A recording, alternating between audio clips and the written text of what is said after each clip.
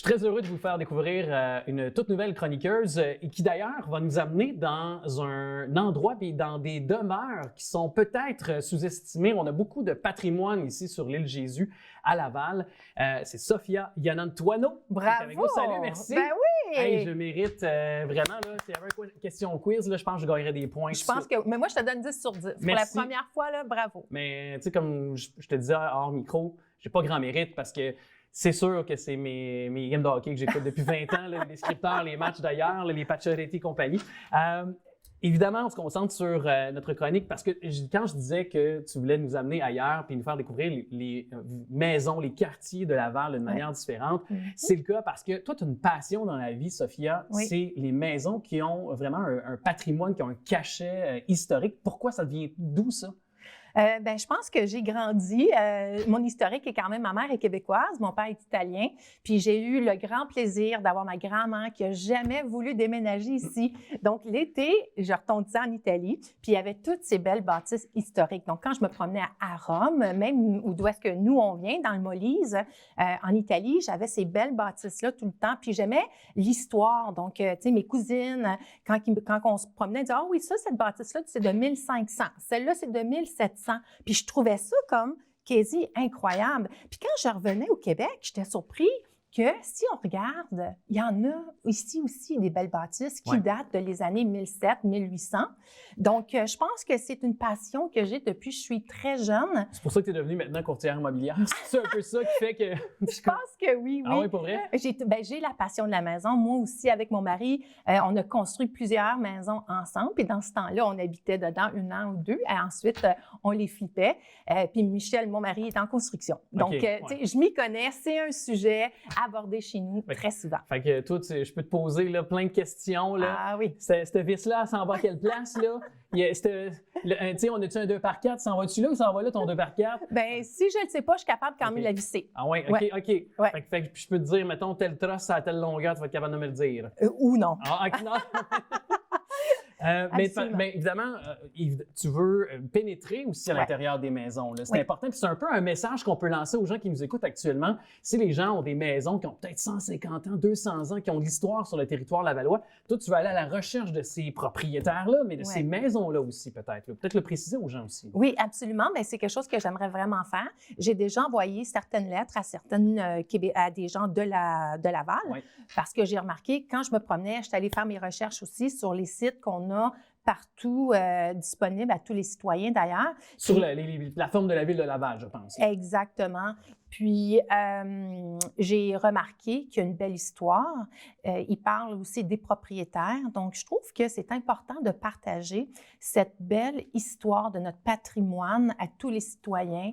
Puis, je suis sûre qu'il y en a qui ont conduit 100 fois, exemple sur le boulevard Saint-Martin, sur le boulevard, même sur le boulevard des Laurentides, Sainte-Rose, il y en a partout. C'est juste qu'ils sont rendus presque invisibles.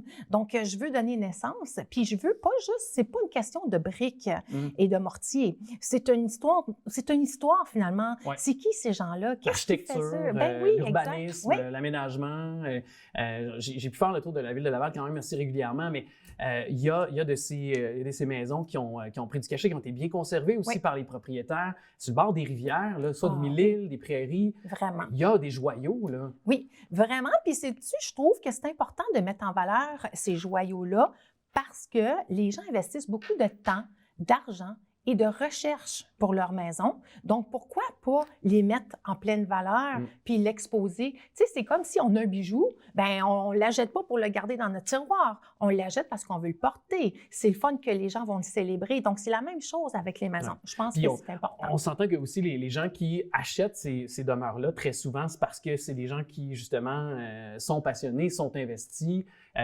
Ils savent la tâche colossale que ça peut représenter aussi d'entretenir ces résidences-là, parce qu'on s'entend que c'est quand même aussi des coûts. On doit respecter certains codes du bâtiment aussi qui sont régi selon les villes ou les quartiers où on habite également, là. Absolument. Puis, comme j'ai vite su que même au niveau de la main-d'œuvre, tu sais, si quelqu'un a à refaire les joints des pierres de la maison, aujourd'hui, c'est rendu un art. C'est pas de dire, je vais appeler une compagnie sur Google, je vais trouver quelqu'un, puis ils vont venir. Premièrement, ces gens-là, il n'y en a pas beaucoup. Et c'est vraiment un art qui est en voie d'extinction. Ouais. Donc, c'est important de peut-être passer le message, puis dire à quelqu'un qui est peut-être passionné, quelqu'un qui est un introverti, qui aime travailler aussi et l'histoire, bien, pourquoi pas se concentrer et faire un stage dans ce domaine-là? Ben oui, littéralement, de peut-être faire naître des passions, parce que tu peux peut-être justement faire découvrir des passions des gens par les chroniques que tu nous feras éventuellement. Est-ce que aussi, tu as remarqué, puis là, je diverge un petit peu de notre sujet de conversation initiale parce que, tu sais, dans le domaine, je le disais, tu es courtière immobilière, on voit qu'il y a eu une explosion durant la pandémie, des ventes des maisons. Il y avait l'acheteur qui... C'était pas celui-là qui avait le plus gros bout du bâton. C'était souvent le vendeur, évidemment. Là, on voit que ça se rééquilibre un petit peu. Oui. Ta lecture des choses à toi, je voyais un article du Journal de Montréal plus tôt cette semaine qui disait qu'il y avait beaucoup de courtiers immobiliers qui comptaient peut-être ne pas repayer leur permis pour faire cette profession-là, compte tenu que le marché était rendu peut-être moins profitable pour eux. Oui. Est-ce que c'est ce que tu constates, toi aussi, de ce côté-là? Est-ce que le marché est un petit peu plus difficile? C'est-tu devenu aussi davantage équilibré entre l'acheteur et le vendeur maintenant? Oui, c'est assez surprenant. Moi, je trouve que je suis d'accord. Il y a beaucoup de courtiers qui vont décider de partir de cette industrie-là. Si ce n'est pas une industrie qui te passionne assez, bien, je pense que tu ne devrais pas être là parce que, prime abord, notre travail, c'est vraiment d'être de service, d'accompagner, soit acheteur ou vendeur, à avoir une belle transaction. Donc, je pense que ce n'est pas fait pour tout le monde. Puis, si quelqu'un dit « Ah, je ne suis pas à bonne place », pourquoi rester? Il y a tellement de demandes d'emploi présentement. Si votre appel est ailleurs, bien, allez-y. Donc, oui, on va voir. Ça va être une année intéressante. Parce que c'est beaucoup d'heures de temps d'implication. Je veux dire, je sais, là, j'ai un ami qui est aussi courtier immobilier, me disait, c'est entre 8 et 12 heures par jour du téléphone, on se déplace, on fait visiter des maisons. C'est vraiment un travail de tous les instants. Là. Ce que vous faites, c'est pas banal non plus. Parce que souvent, je trouve, on a peut-être une pensée facile en disant « Ouais, mais OK, on vend une maison à profit et on fait de l'argent comme ça. » Non, c'est plusieurs années d'investissement pour vous créer aussi quand même un circuit ou vous faire connaître, ni plus ni moins. Oui, c'est sûr. Mais tu sais, je pense que être courtier immobilier, c'est une vision de la vie. Pour moi, le travail n'a jamais été séparé de ma vie. J'ai été entrepreneur pendant 23 ans. Ouais. J'ai été professeure d'école. J'ai fait tous mes cours de la maîtrise en leadership et en administration. Pour moi, le travail fait partie de ma vie. Je ne suis pas la personne qui est comme programmée de dire je travaille de 9 à 5. Pour moi, le travail, c'est du 24 heures par jour. Même si tu fais Google My Business, Sophia Iannantuono, je trouve à 24 heures, même sur le web. Puis quelqu'un m'appelle un samedi soir à 10 heures, bien 95% du temps, je réponds. Donc, ça fait partie de ma philosophie. C'est vrai parce qu'on s'est parlé au cours des dernières heures. Sophia Iannantuono, merci beaucoup d'être passée. On se dit à bientôt. À bientôt. Bye bye.